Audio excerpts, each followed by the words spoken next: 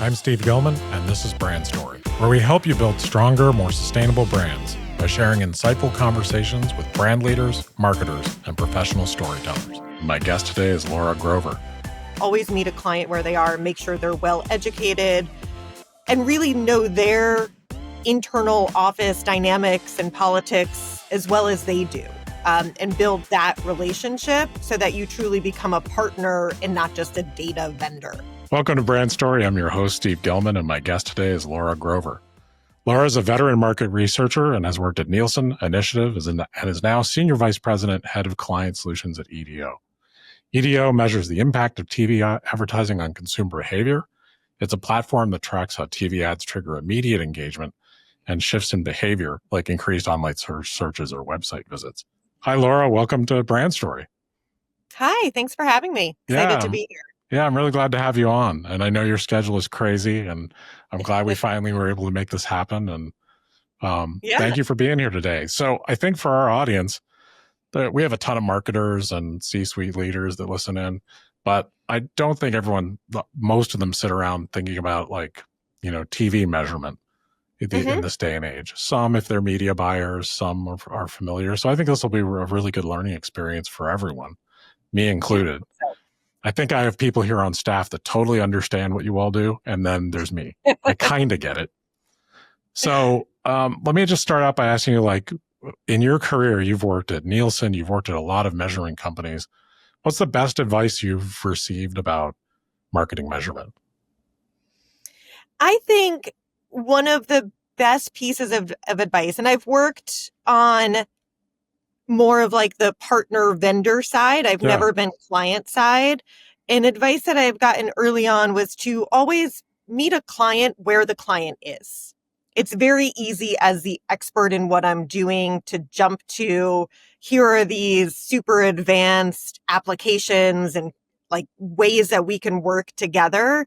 And it's easy to scare people off because if people don't know data, they can get intimidated and confused, which are very natural and normal responses. So one thing that I always keep in mind, and in leading a lot of our client engagements, is to always meet a client where they are, make sure they're well educated, and really know their internal office dynamics and politics as well as they do. And build that relationship so that you truly become a partner and not just a data vendor. Yeah, and that's a real challenge in this day and age with companies and leaders having a million people come at them. And that's kind of a theme on our podcast. The people that are the best at helping clients or helping, organizations tend to have sort of a hospitality mindset. And that's what you're describing is you really have to understand people and what their needs and their particular challenges are to be able to help them. Yeah. And just the change. I mean, this year in particular, there's so much change in every industry, in every part of an organization, and just being aware and empathetic to that. Yeah, I bet. And in measurement and placement and advertising, it's the Wild West out there. There's a ton happening. It's an everyday experience. Things change. There's events that change things. It's complex. It is. It is. So let me ask you, I feel like advertising is sort of in the middle of a measurement reset. Maybe it's been in the middle of a measurement reset for years, but these days I think there's so much new technology and so many new things, and a lot of old metrics that people really relied on, impressions and ratings and all that, especially with TV and streaming. Can you, some of them are relevant, some aren't as relevant. You guys do outcome-based measurement. Can you sort of unpack that for us? Sure. I think you can think of it, I think of it as a series of measurement where you first have to know who saw your ad. And yes, I think there's an evolution of metrics that are happening. I don't think the legacy metrics of impressions and reach and ratings will ever go away. I think they are tremendously important because you have to know who saw an ad. But then the evolution is coming from then being able to focus on how are consumers responding to ads. And that's where outcome measurement comes in. And at EDO, we focus on engagement, which is a consumer either searching for that brand or going to that brand's website That's one element. It's more of that middle of the funnel view of outcomes. And then there's, of course, more lower funnel when you get into other areas like store visitation and actual purchases and that sort of thing. Yeah, I mean, that's really kind of the gold standard to be able to measure engagement. And it's very, very difficult to do. So can you talk a little bit about, I think EDO is really unique in that you're doing something in television measurement that not everyone understands because it's fairly new. And I know you have a lot of partners like the Trade Desk and all the data vendors, but what are you all doing that's unique? Yeah, thank you for that question. So TV historically has been the broad reach channel, and linear TV in particular. It's how you get in front of a lot of people at the same time. And then digital has come in to be the precision piece of it because it's digital, you have more real-time metrics, you have more targeting capabilities. And what we've done starting with linear is really brought that ability of near real-time metrics and immediate consumer response to linear TV, which hasn't existed. People have focused on just delivery metrics or have focused on survey metrics, but we're passively collecting viewer behaviors and understanding what is that moment and what is that ad experience and media environment that changes someone from just passively watching an ad to actually wanting to pick up their phone or their device and search and learn more about that ad. And we're able to do that in two ways. We look at census level data, leveraging tools like Google Trends to really get into minute by minute and second by second search behavior and tying that to live national ads. Wow. And then we also leverage panels to be able to make that direct household connection of knowing a household was exposed and then that household searched. And the latter piece really becomes valuable as TV has evolved into CTV and we have streaming platforms because it allows us to now measure the impact of TV ads when consumers are seeing ads at different times. Yeah. So across that, we've been able to look at both linear and streaming, get to really granular data on different programs and different creatives, and really be able to understand what consumers are responding to. Oh, that's fascinating. And also really important for marketers to be able to have those tools at their disposal because it's really powerful stuff. And it wasn't always available. So, I think some of the misperceptions and some of the struggles that happen on the client side is, the whole wave of performance marketing metrics and everything being performance marketing somewhat limited people's view of like what results are really honestly the best to measure. Or, everyone just wants to measure everything down to the minutia. And I had Rand Fishkin, who used to be the founder of Moz, on talking about AI and search. So how does that work with you all with all the new AI search tools and you're trying to measure search in this environment? What have you come up? Are there any challenges you come up across with that? If anything, I think it's enhanced the value and the need to understand search and consideration. Yeah. With all of enhancements to Google and to other search platforms and to AI platforms, all of that keeps the user in the search or AI tool. A lot of times you don't have to click through to a brand site to get the information you need. So counting on only site visitation, you lose a big chunk of what consumers are doing and understanding what they care about. So I think with AI and the growth of AI, understanding search and being able to evaluate that has become even more important.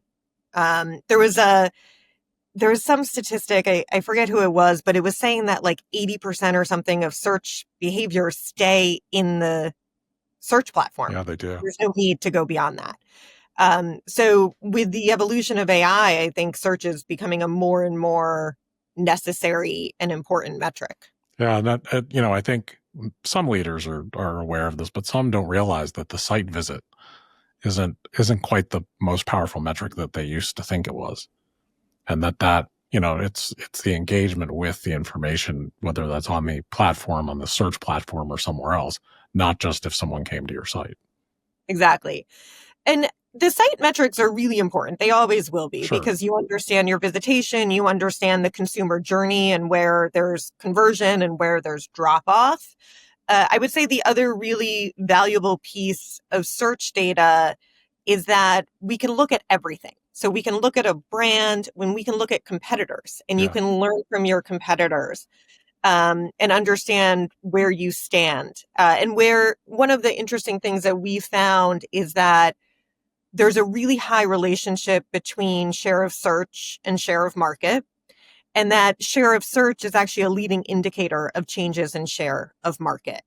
So it really understanding that competitive context as another layer to the value of search. And then it's also an interesting way to be able to learn from competitors and understand what they're doing and what's effective without having to test and experiment and test and pay for that experiment on your own. Yeah, I mean that's really powerful to be able to do that in that measurement environment, because that's probably some of the most useful data. And I'm sure brands that work with you all are just thrilled to be able to have that bundled with everything else that you're being able to help them with. So let's talk a little bit about the NFL, because you all launched a 2025 NFL outcomes report. And I think you do some very special work with the NFL. Can you unpack that for me a little bit? I'm a huge football fan. I think, we all of us football fans see a lot of advertising on there. A lot of it's brand, some of it's, a little bit more product.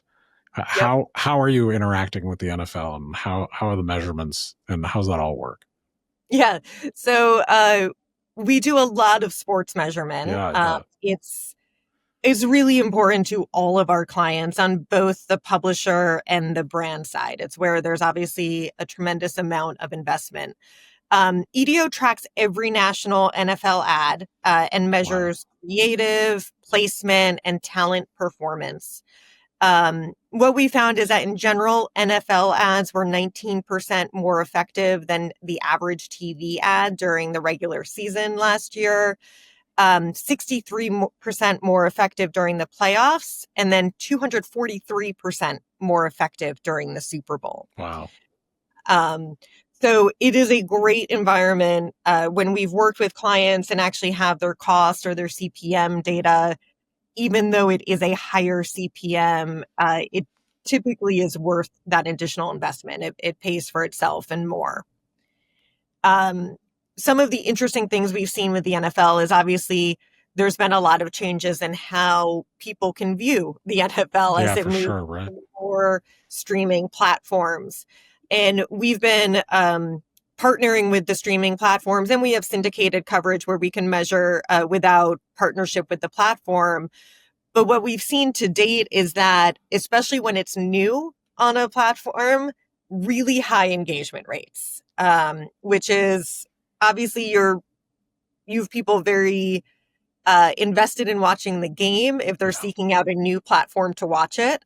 I think there's also, once you're in the platform, it's harder to change channels. You are in it for the whole game. But we've seen really strong performance from Amazon to Peacock to Netflix. And then most recently with the YouTube game, that was just early September. And on that, we saw that viewers were 176% more likely to engage with advertisers compared to a primetime benchmark. That is really powerful. The immediacy of games and the fact that people have such love and enthusiasm for their teams, you have a much more active, engaged audience than with a show, because it's only going to happen that one time, and you want to watch it live. You're invested. And, I think I was always curious about the impact when it first started, the streaming platforms on viewership for the NFL. And it's interesting just looking at my own behavior, because I have a Sunday ticket and I watch on Prime, and all the possible ways I can watch the NFL, I'm going to do it. So I think anyone that was skeptical about that it would hurt the audience, it hasn't at all. I think what it's done is give more people better access to the games. Yeah.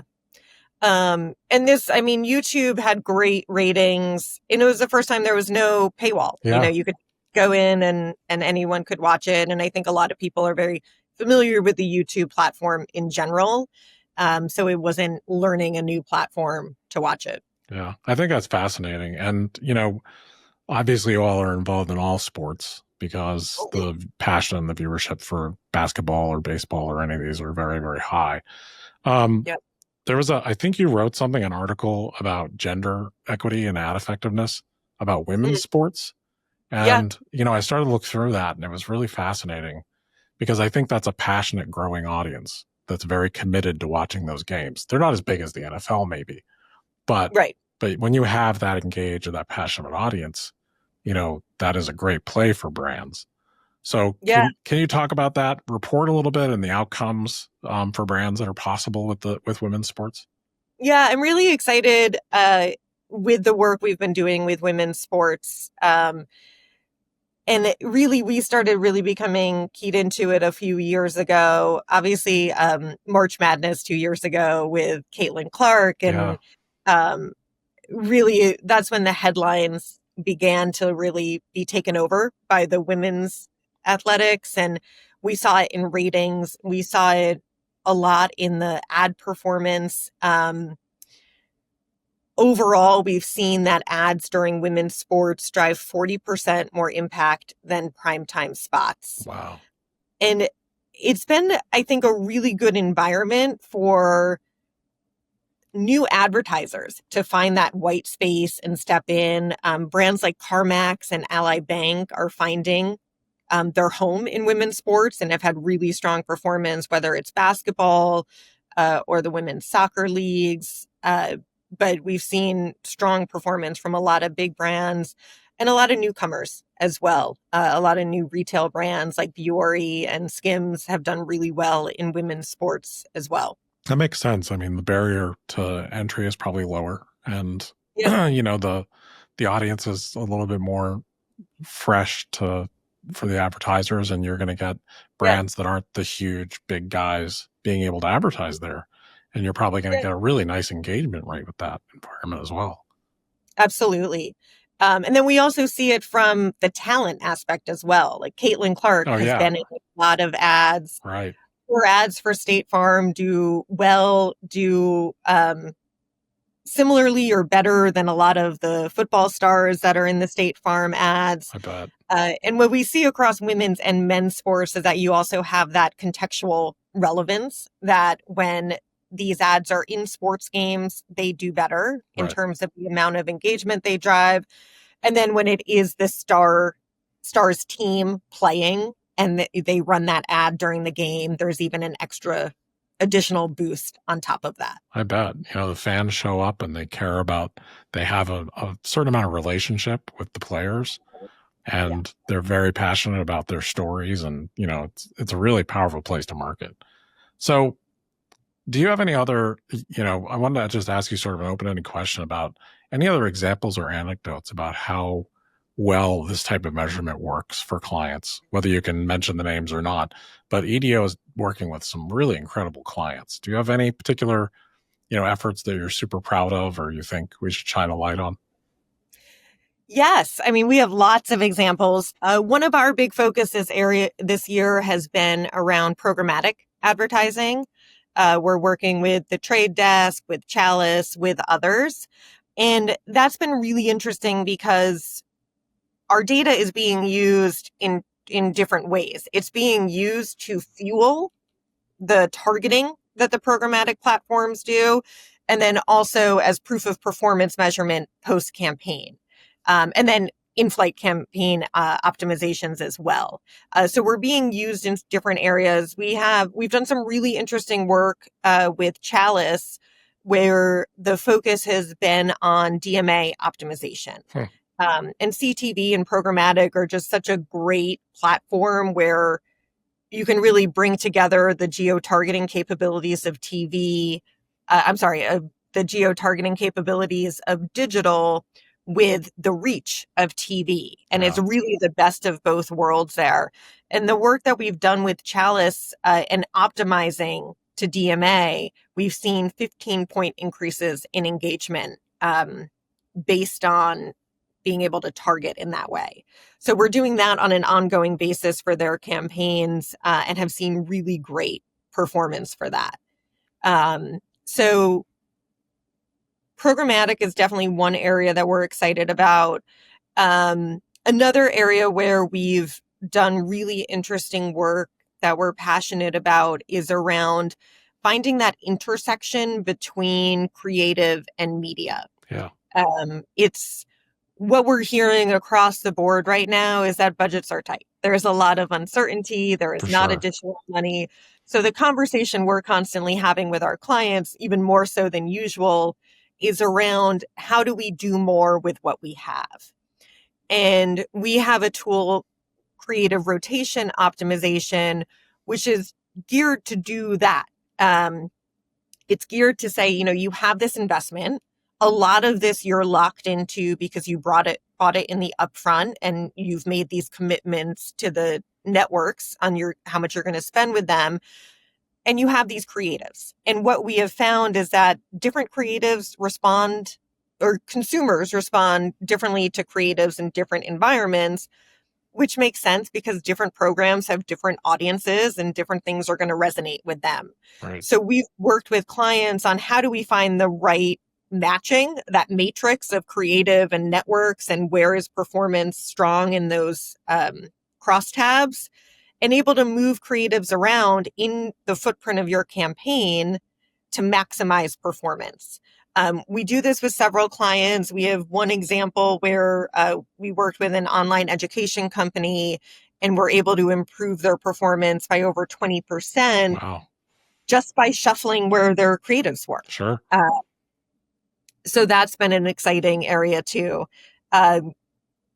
which is a combination of like leveraging all of the great data that EDO has and then having a layer of AI-driven analysis on top to help be able to continuously look for those optimization opportunities. That makes broadcast placement so much more powerful. Yeah. When you're able, because that's the big downside. You make your commitment, you do your buy, and then, you're doing targeting, but it's not anywhere near that exact.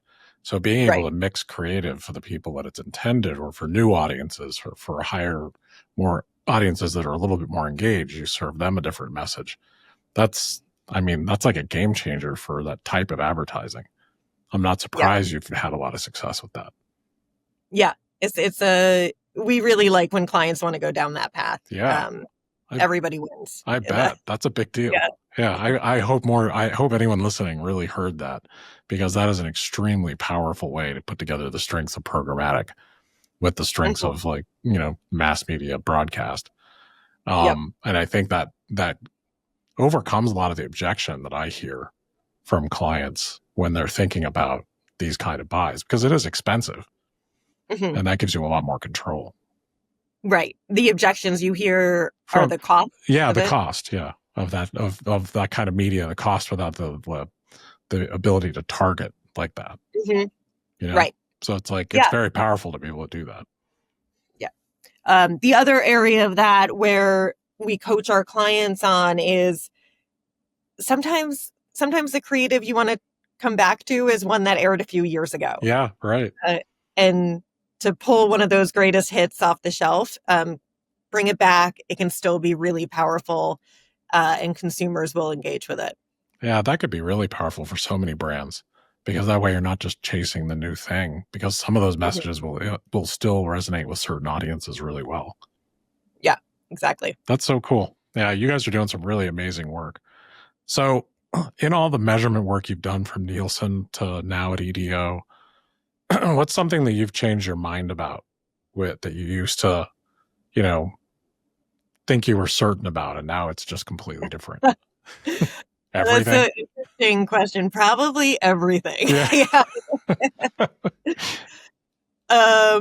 What is something? Yeah, what was something that you were just, because I think a lot has changed, and you're on the edge. You're on the leading edge of all this measurement change. But I think a lot of people are behind. So what's something you would call out for people that has changed? So I do think like, I do think there are some, you touched on this a little at the beginning, but there are some trends when it comes to what is the measurement, what is the KPI I should focus on. And I do think that when CRMs became really active and all of that information was available on your customers, everyone jumped on that. Yeah. And what everybody learned over time is that you can't just focus on that. It was really great for short-term wins. You know who was buying. It goes back to, it's easier to get a customer to buy one more time than to get a new customer. But what happened with that is it wasn't the best long-term plan. Right. So having the ability to really focus across the funnel, I think, is very important. And I think it's easy to get pulled into the very lower funnel metrics, but you lose a big piece of the picture when you do that. Hallelujah. So balance. Hallelujah. I think that became like a disease of people just jumping to the lower funnel for a long time and forgetting that a bird in the hand is great. And it's wonderful that you can keep selling to the same group of birds, but you have to always be nurturing that new audience. Exactly. So I think that's a great thing to call out, because I think surprisingly, there are still people stuck there that because it's comforting and it's, it's something you can report to the C-suite that's going well. Exactly. But it is very limited, So with you as someone working in this industry, what's something that you've done that you used to think was a weakness and now you think is a strength? I used to do. So I don't know if this exactly answers your question, but I would say one area that I think I've changed dramatically over the years is around confidence in asking questions. I think in analytics, and particularly as a woman in analytics, I was always nervous to ask the question. I was concerned I was going to be judged as not smart or not up to the challenge if I had a lot of questions. And I think part of that is internal, part of that's external. But it was like a very real thing. And when I talk to people now, they're like, I've always thought that. So I think being confident and comfortable asking questions, whether it's to dig deeper, whether it's to clarify a point. But I'm probably like one of the more vocal person, like prying and trying to get deeper and asking a lot in meetings, where 20 plus years ago when I started my career, I was terrified of asking a question in a room. Yeah, I think that happens with a lot of people in the industry. Yeah. And especially when you're in something like measurement, where people are coming to you because you're an expert, but sometimes you have to ask really basic questions to get to the bottom of something. And that relentless curiosity, I think, is what probably draws clients to you, because when you're really willing to keep going instead of just be polite, be like, okay, you don't want to talk about this. Sometimes it's really important to get to the bottom of situations, wrinkles, and how companies do things. And they're all a little bit different.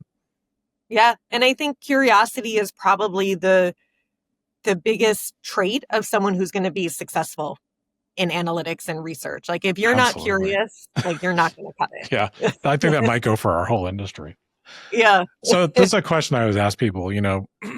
We see a lot of young people coming into the industry, and if someone's interested and they have an aptitude and they really care about, the world of measurement, because it is a fascinating part of our industry, what advice would you give for someone just getting into this? Because it is an overwhelming amount of knowledge and training, and it's always changing. So what you learn today might be different 2 weeks from now.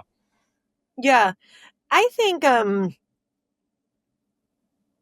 working at an agency is a great learning ground. Yeah. I think my first time working at an agency was at Initiative, and I think I was around 35 when I went there. And I had been at some startups and I had been at Nielsen before that. And everybody was just like, that's crazy. People usually go the opposite direction where they start at an agency and then move out of it. But it was a really great learning experience because I think everyone who works in measurement and marketing, you have a feel, you create a plan, you traffic it, but like to really be part of that process from start to finish and understand all the nuts and bolts of it was such a powerful learning experience of how all of these things work together. Yeah. So I think an experience like that, and there's probably other types of companies where you can learn all of that as well, but something where you can see the whole process from start to finish is a great way to understand how it all works. Digital programmatic, like Yeah. it's confusing when you hear it for the first time, and it's all of these things are happening that you can't see and feel, so it's hard to really get it. But being part of that process of creating the plans and activating them really helps to understand how it all works. And then also where are the levers where you can create change.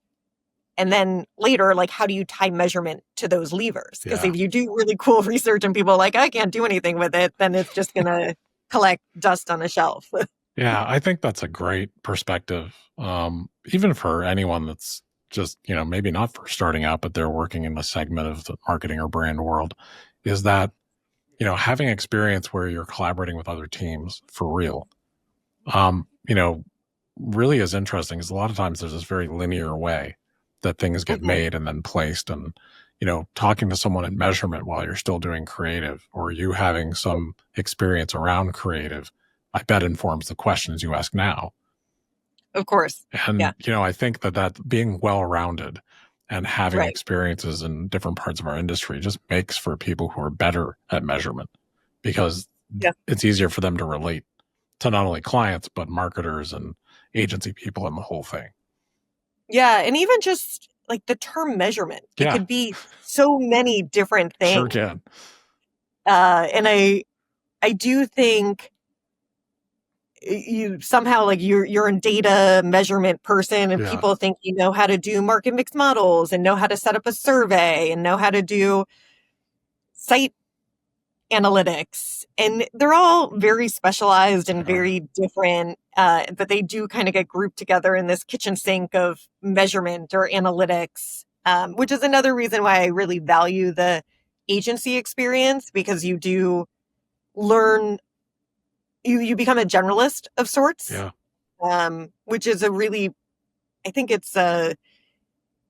sometimes that term is frowned upon, but I actually think being a generalist is a very powerful strength of somebody in measurement, and allows you to learn it, and then you can branch off and become specialized in different areas as you want to explore. I couldn't agree more. I honestly think that there's really nothing better than a super talented generalist. Yeah. Because it's a big world. We have to understand a lot to be effective.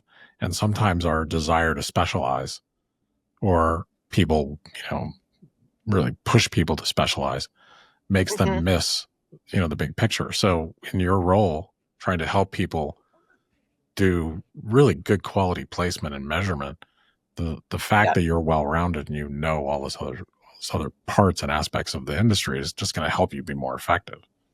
Exactly. Yeah, that's really cool. Yeah. And I'm really excited about EDO. I think you guys have some really great stuff going on. Yeah. I think one area that we're excited about, we haven't touched on, is some of the creative analysis that we're doing. Yeah, tell me about that a little. We're doing a lot of really interesting work with AI right now and creative evaluation.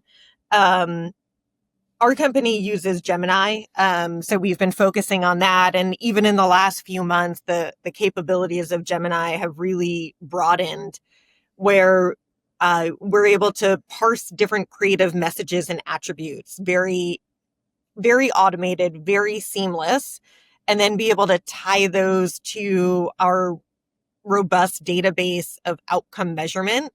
Wow. And really think through what are the types of different attributes that are effective in a category, different messages, different branding elements.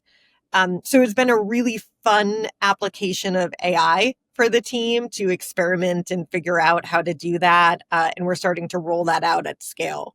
Wow, that's exciting. I bet that will be a very powerful tool to add to your all's toolbox. Yeah. I mean, I'm very focused right now on just building comfort in AI. Yeah, like right. Going hard to that do. It is hard to do. It's a challenge. But it is just a willingness to experiment, try things, move on if it doesn't work. Yeah. And I think that's got to be a part of any really good, well thought out marketing budget, is you have to have a certain amount for those experimentation efforts.